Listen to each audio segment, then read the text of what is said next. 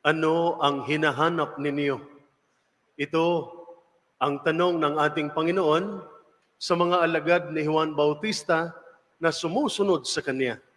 Ngunit ang katanungan ding ito ay para din sa ating lahat, na maaari ding may tanong natin sa ating sarili.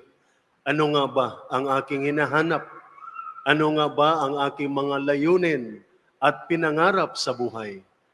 Ang ibang tao ay nangangarap ng security. Ang iba naman ay nangarap ng isang ligtas na buhay at sound position. Iniisip nila na ang kayamanan at ang pamilya ang magpapasaya sa kanilang buhay. Ang iba naman ay nagsusumikap para sa popularidad o para sa prestige o maaring para sa kasikatan. Ang ilan naman ay maaring naghahanap ng kapayapaan at ng kanilang sariling kaligtasan. Ngunit pinapaalalahanan tayo ng ano ba dapat ang ating unahin sa paghahanap? Ano ba ang dapat nating hanapin? Ayon po sa Ebanghelyo ni San Lucas, chapter 12, verses 29 to 31, sinabi po ng Panginoon, huwag ninyong hanapin kung ano ang inyong kakainin, kung ano ang inyong iinumin. Huwag na kayong mangamba pa. Hinahanap ito ng lahat ng bansa, ngunit alam ng Ama ang inyong kinakailangan. Instead, hanapin ninyo ang kaharian ng Diyos at ng lahat ng bagay na ito ay ipagkaloob sa inyo. Seek ye first the kingdom of God, and everything else will be given you besides. Na ang una pala nating hanapin ay ang Diyos, ang ating Panginoon.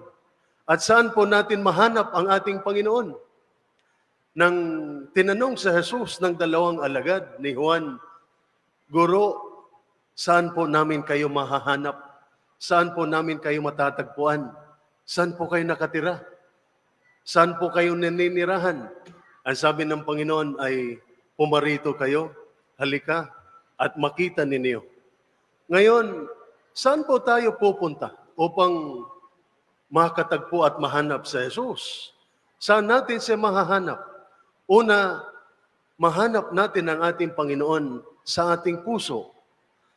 Naninirahan si Jesus sa ating puso dahil ang bawat isa sa atin, ayon sa ating ikalawang pagbasa, sa sulat ni San Pablo sa mga taga-Korinto, ang bawat isa sa atin ay tahanan o templo ng Diyos.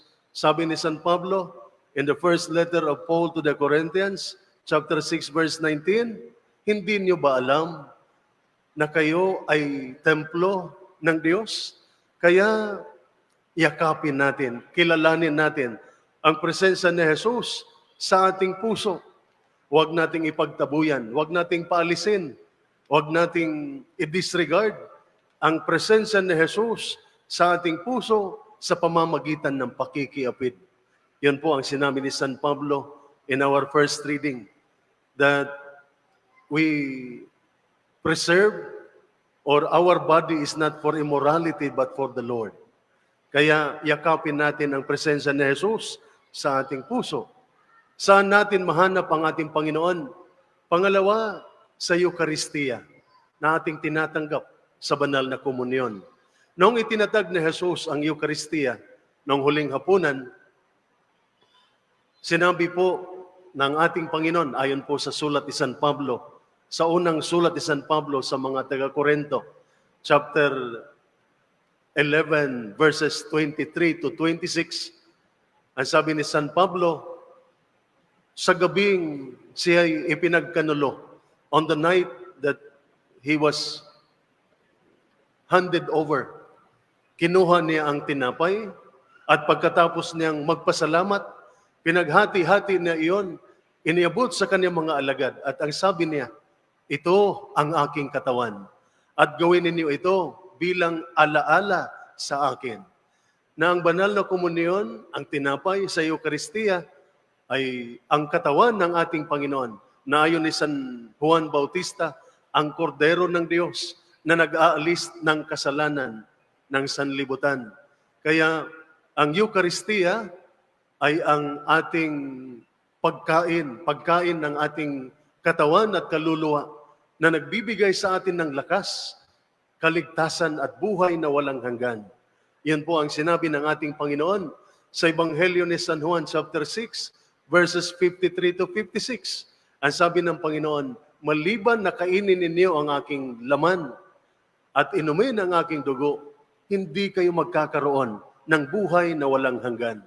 Ako ang tinapay na bumaba mula sa langit, at ang sino mang kumain nito ay magkakaroon ng buhay na walang hanggan. At ang tinapay na ibibigay ko ay ang aking laman. Saan natin matagpuan ang ating Panginoon? Pangatlo, sa salita ng Diyos na nagbibigay sa atin ng pag-asa. Ang salita ng Diyos na nag-i-enlighten sa ating mga isipan.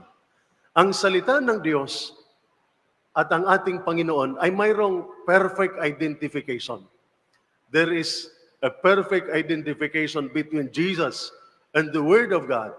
Ayon po sa Ebanghelyo ni San Juan, chapter 1, verse 1, ang sabi ni San Juan, sa pasimula ay ang salita. Ang salita ay kapiling ng Diyos, kasama ng Diyos, at ang salita ay Diyos.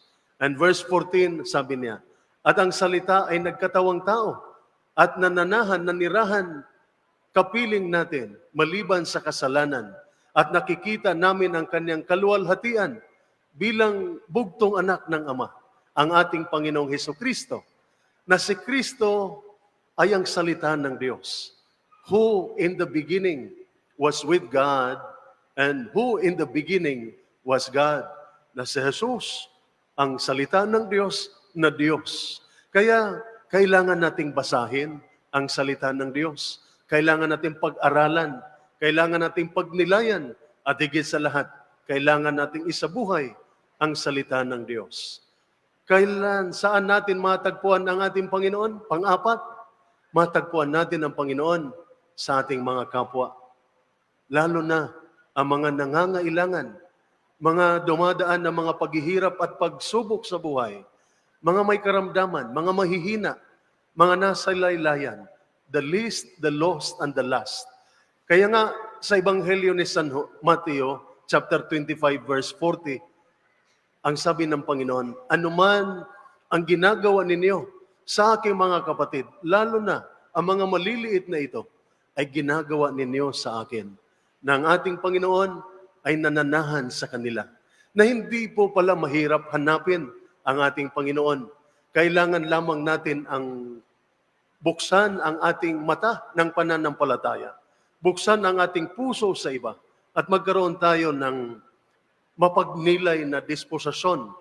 Ito ay tungkol sa magiging mapagmatiyag. Being attentive to the presence of Jesus in our life and in the life of people around us. At kung masumpungan natin ang ating Panginoon, kung mahanap na natin ang ating Panginoon, mayroong dalawang bagay na inaasahan sa atin na ating gagawin. Una, kailangan nating manatili sa ating Panginoon. We must remain close to Jesus dahil siya ang source of courage, hope, joy, at totoong kapayapaan. We need to remain in that friendship with Jesus. Kaya our daily challenge is really to stay connected with Jesus. At sa pananalita ng ating namumunong general ng Hukbong Katihan, ang pananatili sa ating Panginoon ay sa pamamagitan ng laging panalangin, sa pamamagitan ng making prayer a way of life, allowing God's presence to guide and sustain us.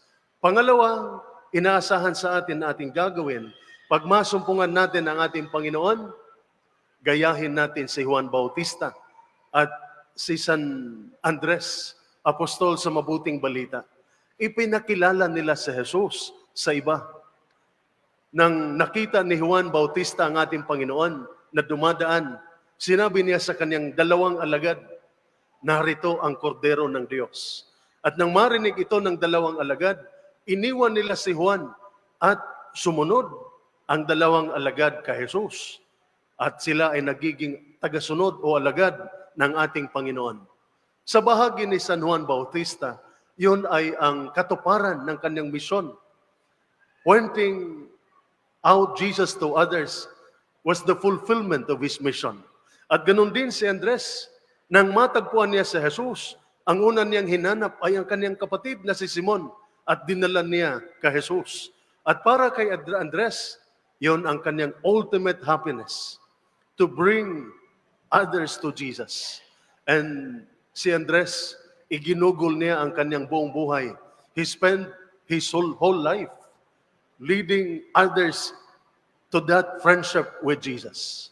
Kaya sa ating pakikipagtagpo kay Jesus, our coming and seeing to Jesus must make us His faithful disciples, and we must end up His witnesses.